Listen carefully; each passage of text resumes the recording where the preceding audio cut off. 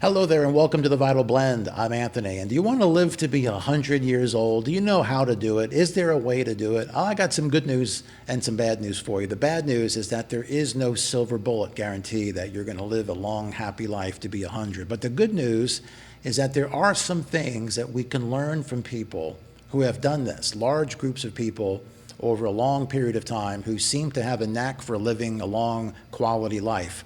We're going to dig into what that's about in just a little bit, because you'll always have somebody tell you, eat healthy, take care of yourself. It's all a bunch of nonsense, because my grandfather lived to be 100 and he drank whiskey every day, ate a lot of bacon, smoked cigarettes, so you can take your health stuff and you can shove it, right? That's, a lot of people seem to have that kind of attitude.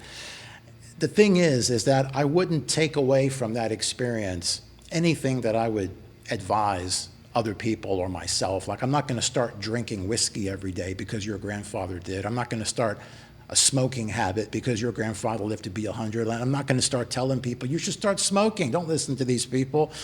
Drink every day. That's what this guy's grandfather did.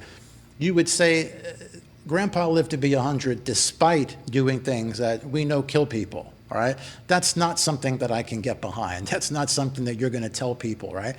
What can you get behind? What can you feel good about? Like, yes, this can help me live to be 100. Well, have you ever heard about the blue zones? These are areas of the world where people are living long lives, quality lives, often past 100. There's not a lot of these areas. They're going away because Western values are coming in. The newer generations aren't picking this stuff up as much as they were before. But there's places like Okinawa, Japan, Sardinia, Italy, Icaria, Greece, Nicoya, Costa Rica, even in California, in Loma Linda. There are areas of the world where people are living long, quality lives, and they're happy and they're healthy, and a lot of times they live to be past 100. So what can we learn from these people? What do they have in common? You know what? I'm going to save the diet part last, because there's so many other things that you need to take a look at. And as I'm going through these, I want you to think about your own life and what areas can you improve, okay? Think about it. First of all, in these areas where people live the longest, they're very active. They stay active. You know, maybe they have a garden, they go for walks, they exercise, they do active things with their friends and family. They're outside, they're getting sun, they're active, they're not rusting. Very important, okay? We tend to sit on our rump in the West. We tend to sit in front of the TV and we, eat a lot of snacks and we don't move. All right, that's not what they're doing in the blue zones, okay? Also, having a sense of purpose. Very important to wake up every day and kind of know why you're there. What is your purpose? What is your priority? It could be to get into your garden. It could be to help someone else, family or friends, or something in, the community. People having a sense of purpose, it really goes a long way in making you feel good about yourself, which is going to make you want to take care of yourself more. Also, having a community connection, very important to be connected to the people around you and the world around you. Also, people in the blue zones are very present with their friends and family. They're engaged with their friends and family, and this also helps to bring the stress level down. It puts a smile on your face. You know that you're helping your fellow friends and family. Having less stress is another quality. These people in the blue zones, they don't live in a 9-to-5 pressure cooker. They take great care in making sure that they don't have a very stressful life. Very important, because high stress can change the conditions inside of your body and make them less favorable towards optimal health. Also, adequate sleep. It's very important that you get at least 7-8 hours sleep every single night, and you're sleeping the right hours. This is going to help your body to fix itself and to repair, and so that you have enough energy for the next day. Very, very important to make sure that sleep is adequate on a continual basis. No smoking.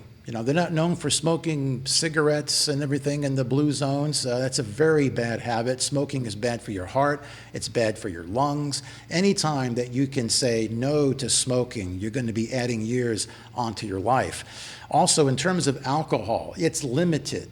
Yes, they are known for having wine on a regular basis in the blue zones, but there's a big difference between drinking wine in a otherwise healthy environment than in the West, where people are drinking a lot of alcohol, liquor, drinking very heavily, in addition to having poor lifestyle habits, lack of sleep, maybe smoking, isolation, not very active, eating poorly. The alcohol will do more damage in that type of an environment.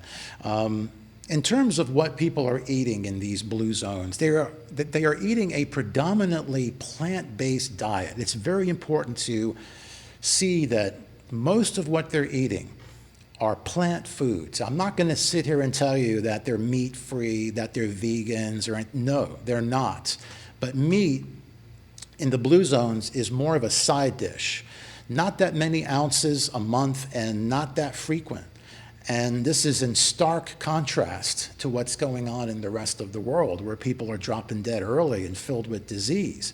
In the blue zones, the meat that they're eating, the quality is better, the quantity is lower, the frequency is lower, and the way that they prepare it is going to be better. I mean, in the blue zones, they're not known for their fried chicken, right, and the Fry Daddies and Popeyes and Bojangles. They're not known for that. That's in the Western world. This is why people are getting bigger and bigger, more inflamed, having a lot more issues.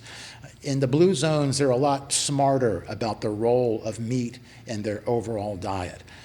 So these are things that I want you to think about. I want you to think about it in terms of your life. Like, what, out of all of those things that I just said, what can you do to improve each of these areas? Because you could have the diet right, but if you're under a lot of stress and you're not getting, a good amount of sleep and you're not very active, you can be compromising your health in those areas. So what can you do to improve areas of your life that could help stack the odds better in your favor?